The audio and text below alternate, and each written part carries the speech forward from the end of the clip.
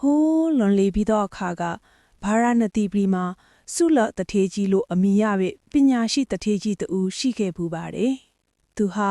ဥစ္စာဒနာလည်းကျွယ်ဝသလိုဉာဏ်ပညာလည်းထက်မြက်လာပါတယ်။ဒီနေ့တော့တထေကြီးဟာမြို့တွေကလမ်းမကြီးပေါ်ကနေလမ်းလျှောက်လာရင်လမ်းဘေးမှာတည်နေတဲ့ကြက်ကလေးတစ်ကောင်ကိုတွေးလိုက်ရတယ်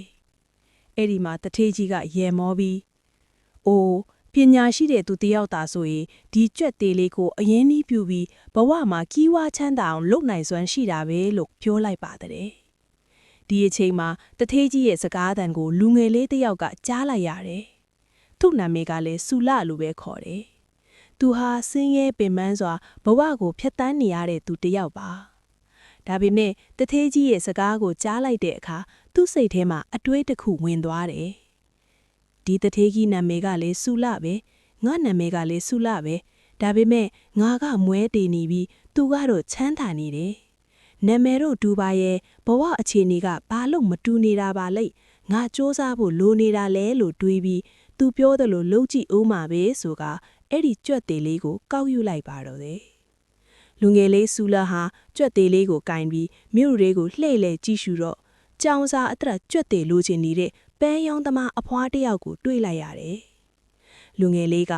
အဖွားကြွက်သေးလိုချင်ပါသလားခင်ဗျာ။ကြောင်စာအတရသုံးလို့ရပါတယ်လို့ဆိုတယ်။ပန်းရောင်းသမားအဖွားအိုကအိုးလိုချင်တာဖို့သားလေးရဲ့ကဲဒါလေးယူသွားပါလို့ဆိုကပန်းတဲ့အဖွားကြီးကသူ့ကိုကြွက်သေးဖို့အဖြစ်အတပြားသွေးပေးလိုက်ပါတယ်။ဒါနဲ့သူဟာအဲ့ဒီအတပြားသွေးကိုတုံးပြီးဘာလုပ်ရမလဲလို့တညလုံးစဉ်းစားနေတဲ့။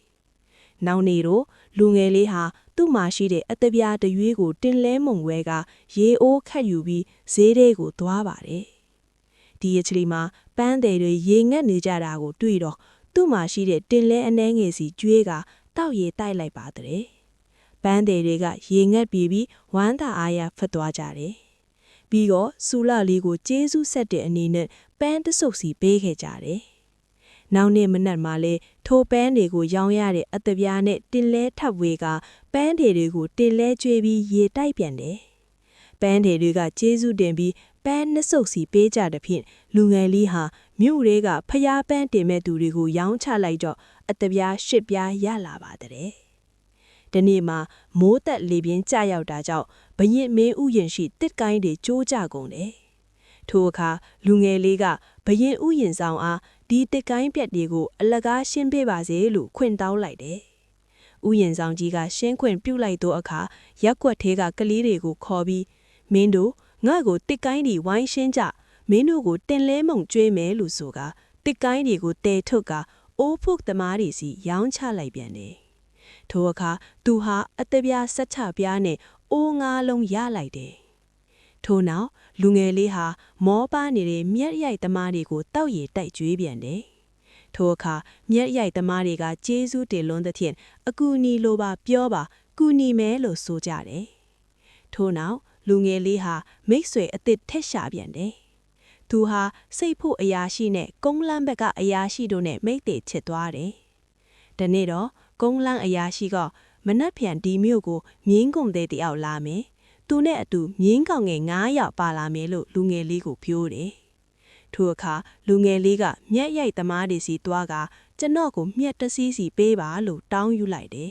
။မြင်းကုန်တဲ့ရောက်လာတဲ့အခါသူ့မှာရှိတဲ့မြက်ထုံးအားလုံးကိုရောင်းချလိုက်တယ်။ဒီလိုနဲ့သူဟာမြက်ရောင်းခအတပြား1000ရလိုက်ပါတော့တယ်။ထို့နောက်သူမိတ်ဆွေစိတ်ကန်းအရာရှိကနောက်3ရက်လောက်အကြာမှာစိတ်ကန်းကိုကုန်တင်လေးကြီးတစ်စီးစိုက်လာလိမ့်မယ်လို့လူငယ်လေးကိုပြောပြန်တယ်။ထိုနေ့မှာလူငယ်လေးဆူလဟာယထာတစ်စီးနဲ့လူတချို့ကိုအချွေရန်ပရိသတ်အနီးနဲ့ငှားယူကယထာစီးပြီးကုန်တယ်ကြီးဟန်နဲ့စိတ်ကန်းကိုဆင်းလာခဲ့တယ်။လေပါကုံပါအားလုံးကိုဝေမီဆိုကလေသူကြီးနဲ့စာချုပ်လိုက်တယ်။ဇရန်အဖြစ်လက်စွပ်တကွင်းပေးထားလိုက်တယ်။ထို့နောက်သူဟာကန်လဒါ3တက်ကာလီအထဲမှာခမ်းနားစွာနေထိုင်လိုက်တယ်။ကုန်တင်လေကြီးစိုက်လာတဲ့ဆိုတဲ့သတင်းကြောင့်ဘာရာနတီပီကကုန်တဲ့တရားဟာစိတ်ကန်းသူကုန်ဝယ်ဆင်းလာခဲ့ရဲ့။ထိုအခါလေသူကြီးကကျွန်တော်နဲ့အယောင်းဝယ်မလုပ်ပါနဲ့ဟိုလိုက်ကဒါထဲကဆူလတထေကြီးကကုန်တွေအကုန်ဝယ်သွားပါပြီ။ကုန်ဝယ်ခြင်းရင်သူစီသွားဝယ်ကြပါလို့ညွှန်းလိုက်တယ်။ နောက်ဆုံးမှာလေပါကုန်ပစ္စည်းအကုန်လုံးကိုရောင်းလိုက်ရာအသက်ပြား2သိန်းရလိုက်ပါတော့တယ်ဒီလိုနဲ့လူငယ်လေးဟာအသက်ပြား1သိန်းချမ်းသာသွားပါတော့တယ်သူဟာသူ့ကိုကူညီထားတဲ့သူရဲ့ကျေးဇူးကိုမမေ့ပါဘူးဇူလော့တထေးကြီးရဲ့အိမ်ကိုတွားပြီးကြော့တယ်တထေးကအကျိုးအကြောင်းမေးမြန်းရာကြက်တီတစ်ခုအရင်းနှီးပြူက4လအတွင်းအသက်ပြား1သိန်းချမ်းသာလာပုံကိုပြောပြလိုက်ပါတယ်တထေးကြီးကလည်းလူငယ်လေးရဲ့ကြံရည်ဖန်ရည်ကိုသဘောကျပြီးမိမိသမီးပြိုနဲ့ထိမ်းများပေးလိုက်ပါတော့တယ်ဒီဇလိုလေးကနေမြတ်စွာဘုရားရှင်ကပညာရှိတဲ့သူဟာအရင်းနှီးအနှဲငယ်ကနေကြီးဝါချမ်းသာအောင်လုပ်နိုင်စွမ်းရှိတာပဲဆိုတဲ့သင်ခန်းစာကိုဟောကြားတော်မူခဲ့တာဖြစ်ပါတယ်ဗီဒီယိုလေးတွေကြိုက်တယ်ဆိုရင် like and follow လုပ်ခဲ့ကြပါအောင်နော်